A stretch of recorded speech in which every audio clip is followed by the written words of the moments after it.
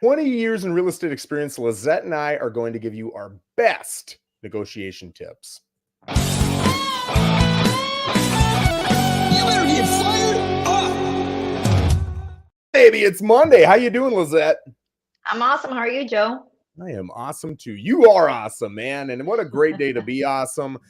Today, we're going to go over some negotiation tips that we have kind of picked up, not necessarily in a book or a YouTube video or some event that we've gone to, but through our actual experience. We're going to focus on the difference between what does matter and what is going to give you a positive return on your investment, and what some people maybe focus on that might be more of a deal killer than it is a deal maker. So, Lissette, I'm going to let you start it off. Tell us a little bit about some things that you see people typically doing, what works and what doesn't.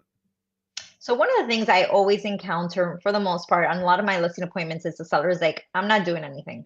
I'm not fixing anything.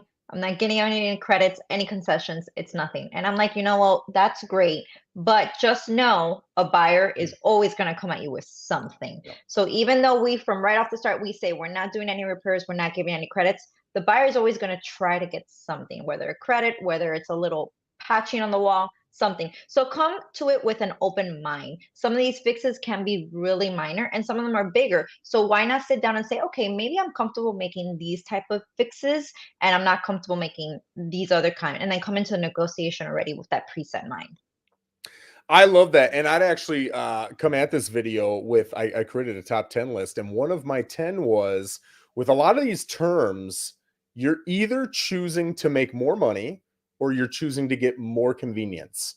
And I don't think a lot of people understand that you're choosing between the two. So if I'm a seller and Lisette's my listing agent and I say, hey, I'm not fixing anything, you can say that. And man, is that convenient, right? But what you're missing there is the loss in average sales price that you're going to get. You are not going to sell on average for as much as somebody who says, hey, if it's pretty minor, it's something I can do and it's understandable, of course I'm going to help them with that. That person on average is going to make more money on their sale than the person who is not bending, right? So just be aware. There's not a right or a wrong answer. Convenience is great. Money is great. Just be aware that you're selecting between one of the two when you say something like that. Lissette, what else you got? So from the buyer standpoint, a lot of times I come across, well, they want to come in super low. They want to come in $10,000, $15,000 lower. But if I'm showing you the comps that maybe these properties are valued a little bit higher and you have a seller that's very stern on their pricing, consider that also if you're coming across into a property that's worth its value. You got to back up the reason why you want to come in $10,000, $15,000 under market, not just because you want to grab a deal. Yeah, and I think some people, a lot of people, myself, I've got a stepfather who he will not buy anything unless he gets a discount on it, right? Now, that thing could be double the normal price, and he only gets 10% off, so he's still paying way over. But as long as he got that discount, he feels like he got a good deal, right? That thing could be 20% underpriced, and he won't pay full value, or I should say full price. It's undervalued. He won't pay full price because he didn't get a discount off of it. And so I love what you said about backing up your price with actual comps, actual data. I think that's phenomenal. What else you got? Sometimes I have a buyer that comes across and they see a big list that's on the inspection report. Now, that is to be expected on every property, even new construction. And knowing the difference of what is important and what is not, and what is a major repair and what's needed is really important. And that's when us as agents and also your inspector comes into play and ask them, on this list of items, maybe sometimes we come across the window needs a little bit of fixing, a little bit of adjusting, compared to maybe there could be an issue with the roof. Now, the roof would be something I would be really concerned about. The window, not so much. So really sit down and ask questions and research what are the important items and what are not. Great conversation to have. And I would add to that, I think expectation management before you even have the inspection is just as important. A lot of newer agents might not tell you that, hey, here's typically what we see on a resale versus new construction. Here's typically what buyers and sellers are going to negotiate on. That conversation is absolutely critical because now going in, at least for me, I tell people, hey, if it's a major issue, like a major plumbing issue, a major electrical issue, a roof issue, an AC issue, those are things that we absolutely want to have a strategy for, whether it's a credit or them taking care of it or whatever. In fact, your lender almost assuredly is going to make that thing okay, right? So a lot of those things have to be fixed, whether the buyer and seller want to fix them or not. But another part of that conversation before they get into the inspection is getting them mentally prepared that a lot of the smaller stuff, hey, welcome to owning a home. You're going to get that regardless. And if you want to pay a little bit more, we can go and get new construction. You won't have any of that. Again, we're talking about convenience versus money. Which do you want? So I love that one as well. What else is on your list, Lizette? So, another thing to negotiate is if the property does not appraise. Now, that's a biggie. So, if your property doesn't appraise, and let's just say the offer that you have on hand is an FHA buyer, now you have an issue. Do you want to put that property back on the market, or are you willing to negotiate with this buyer? Now, knowing that you have to put that property back on the market and this appraisal is going to follow that listing for what is it, 60, 90 days, I believe it is. I think it's Um, 6 months. 6 months, there you Yeah. go. So it's going to follow that. So you're going to still encounter the same problem down the line with another buyer, Yes. which could potentially be FHA or VA. So consider that instead of just shutting the door and saying, nope, I'm not. I'm going to walk, put it back on the market. That's a point a lot of sellers don't understand, and frankly, a lot of newer agents don't understand is if I've got the listing and it appraises for whatever 500 grand, but our offer was 550, and I say no to that buyer and try to look for a new buyer. If that new buyer is also FHA, that appraisal sticks. You can't get a new appraisal for 6 months, so you have to only look at cash buyers and conventional buyers at that point, right? You've got a challenge in front of you that a lot of people don't understand. So that's a great point as well. Now, I would say that doesn't necessarily mean, hey, bend, take the offer. That's not what I'm saying at all. I don't think, Lizette, you're saying that either. It's just something to take into consideration as part of the overall strategy. What else you got, Lizette? So sometimes we come across sellers that are very stuck on a certain price as well. And you have to understand if you come and have an offer coming in, maybe two, $3,000 less than what you really wanted, be a little bit flexible. Think of what's going to be the cost of carrying that property for the next couple months. And again, waiting for another offer to come in that could be lower than that. So let's say you're at 350 and you wanted to sell at 350, but you're getting offers at 340. Pay attention to those offers that are coming in. They're all coming in at the same price point for a reason, and be a little bit flexible. Yeah, and talking a little bit about major pricing strategies, 20, 30 years ago, that 349.9, 499.9, that price structure worked because it worked on this up here, right, psychologically, and it got you a little bit more interested in the property because it was cheaper. At least it felt cheaper, right? Now that matters way less than hitting major price points on search sites like Zillow, Realtor, Trulia, Redfin, whatever. So to be at 500 is way more important than being at 499.9 because now you're hitting all the 5 to 550 buyers as well as the 450 to 5 buyers. Why do I say all that? Because Lizette is saying, hey, be a little bit flexible on your price as a seller, right? So the common comeback to that is, okay, well then let's start $5,000, $10,000 high, and then we can afford to negotiate, right? So am I a big fan of that as an agent? You'll hear both sides, but I'll tell you my personal strategy on that. It depends. If I think your home is worth 550 and you want to list it at 560, I would really be leery of that because 550 is such a major price point. You're going to lose a lot of people that are looking up to 550 or 450 to 550 or 5 to 550. They're all gone.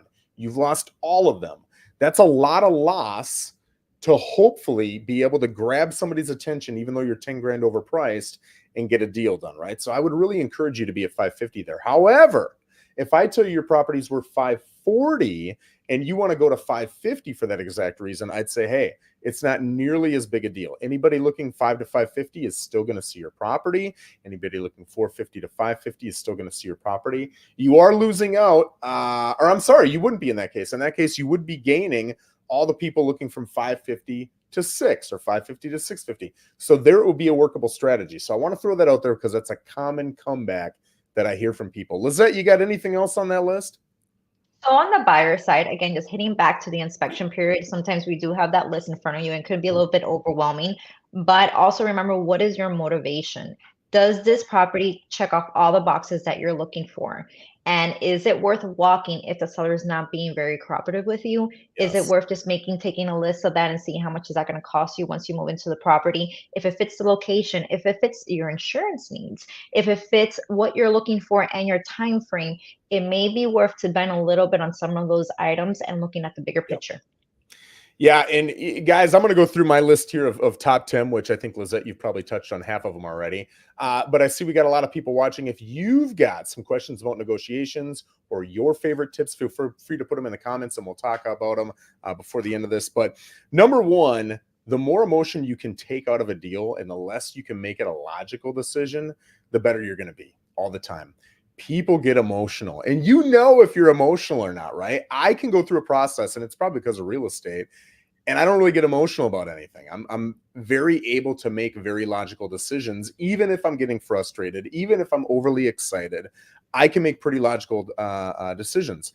Some people can't do that. You've got to really be aware of yourself, and if you can't do that, you need to lean on your spouse. You need to lean on your agent. You need to lean on people who can make logical decisions, because 99% of the time it's going to pay dividends for you, right? I see people get into a bind when they start making emotional decisions. I love this one. It's always good to discuss out loud where your breaking point is, even if it's only with yourself, before that offer or counteroffer comes in. So if Lizette and I are going back and forth, one of us has the buyer, well, let's say I got the buyer and you got the seller, and your house is at 500 and we come in at 480. When I present that offer to you at 480, while you're talking to your seller about that, I'm already talking to my buyer saying, let's talk about what you will do logically before that offer comes back, right? That way we're not making emotional decisions. We're making logical decisions. If they come back at 480, obviously you're going to get it. What if they come back at 490? What about 485? What about 495? What about full price at 500? What would you do? And would you be willing to lose the house at that price? Would you be willing to up your mortgage every single month if you had to go higher? Whatever it is you say there, let's try to stick to that, because that was what logical, non-emotional, or at least less emotional you said that you wanted to do, right? Third one, never be a deal breaker, right? I always try to look for ways to create some sort of love for the other side.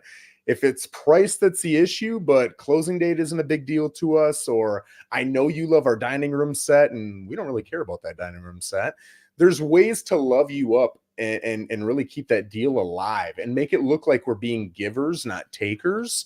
And that's going to create an immense amount of rapport for the other side as well, right? Number four, stay positive. Negativity rarely outdoes positivity. I can't imagine a lot of people are going to disagree with that. Number five, this is a big one. You're never, you have nothing to risk. I shouldn't say nothing, but very little. And I'll tell you what it is. You have very little to risk when negotiating during an inspection as a buyer. Would you agree with that, Lizette? I would. Yeah. Oh, well, you have the property, but you might Well, lose but out. what I'm saying is, okay, so let's say I'm the buyer, you're the seller, right? And it's a $500,000 property, and pick your issue. It doesn't matter what it is. I can ask you for a $5,000 credit, a $10,000 credit. I can ask for a date change. I can ask you to pay more of my clothes. I can ask for anything I want. But if I'm thinking I'm going to move ahead no matter what, this is my house, I'm buying it. Remember, you're the buyer, you're in control.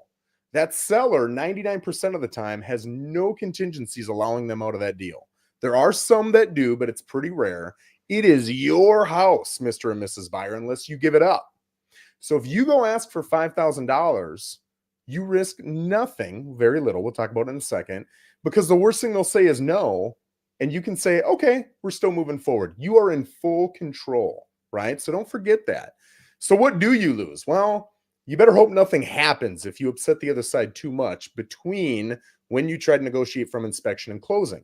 Because if something pops up and you guys have a great relationship, odds are you're going to put that thing together. You're going to figure out a solution, move forward. If you've already been contentious or they feel you've tried to take advantage of them, that was your one political go, right? You used it up already. You might not get it when you need a new closing date or something. So that's what you do have to risk. Be aware of that. Number six, increase your escrow deposit. A lot of people, a lot of agents think that a $50,000 escrow deposit is way stronger than a $5,000 escrow deposit.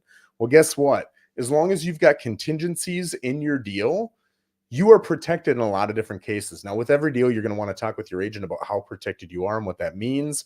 But in a lot of cases, you are fully protected. So if that's what the other side likes and you've got the ability to put it up, put it up. It makes you look way stronger, and your risk is almost zero in most cases, right? Again, talk to your agent, but that's another one.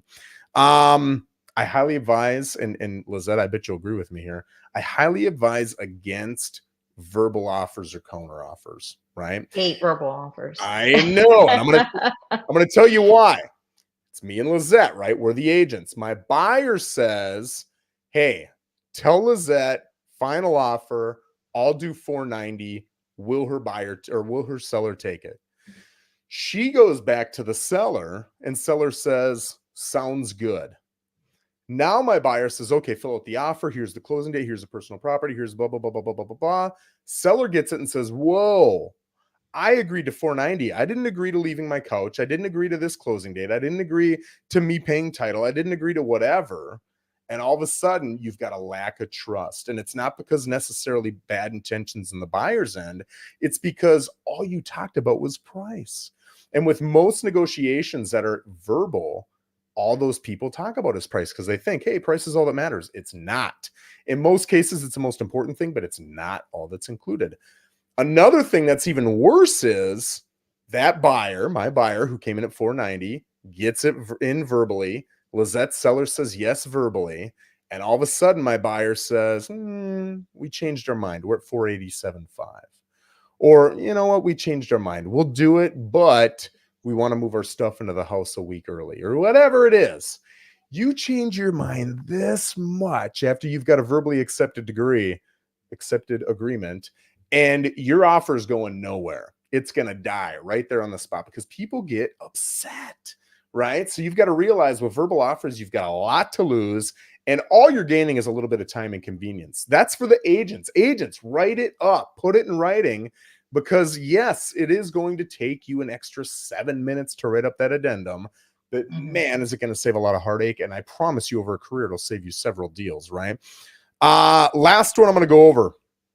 With credits, always get 2 or 3 quotes, right? I had one just a week or two ago where it was a 15-year-old AC, and they knew it was a 15-year-old AC. I had the seller. They came in, and then after inspection, they tried to negotiate, and they wanted 10 grand off for the AC. I said, 10 grand? That's interesting. Let me get 2 or 3 quotes. We got a couple quotes, and we got someone who would do it for $6,200 installed. So now we're not negotiating 10 grand. We're negotiating 6,200. At the end of the day, I get them down to a little bit less than half of that, 3 grand. And the only way I was able to get the buyer on board with that was by showing them actual numbers, right? So if you go and get some quotes, whether it's the buyer, the seller, whatever, it's going to help you immensely. Lissette, any last nuggets of information for these guys? I think it's really important, and a fundamental part in negotiation is having 2 good agents on either side of the transaction. 2 agents that are willing to communicate, and not just communicate, but also express why the seller or buyer feels so strongly about a certain item. Why is the seller not willing to come down? Is there a hardship? Is just the numbers just don't work out for the seller? Express that, and we could come back to our buyer and explain that to them, so they just don't think this is a seller that's not willing to work with them. Is the buyer tight on funds? They can't come in and start repairing stuff and getting things fixed. That's why they need these items addressed. So again, communication, great agents can fix most of these problems.